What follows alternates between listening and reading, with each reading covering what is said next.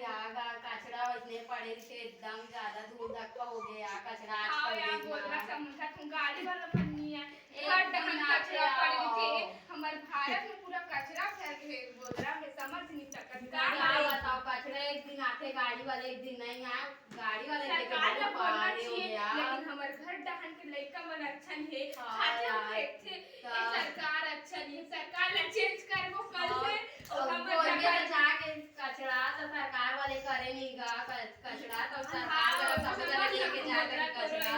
तो अभी गाड़ी वाला आ रही इसकी नहीं आ रही वो नहीं आज कचरा गाड़ी द्वारा आई करके बोला था तभी हाँ, आज आवा मैंने के पास गाड़ी द्वारा कचरा इलेक्शन में वो गाड़ी वाला आओ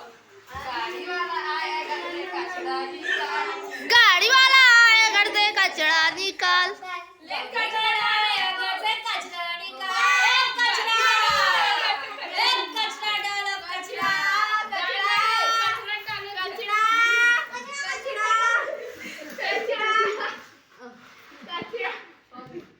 कचरा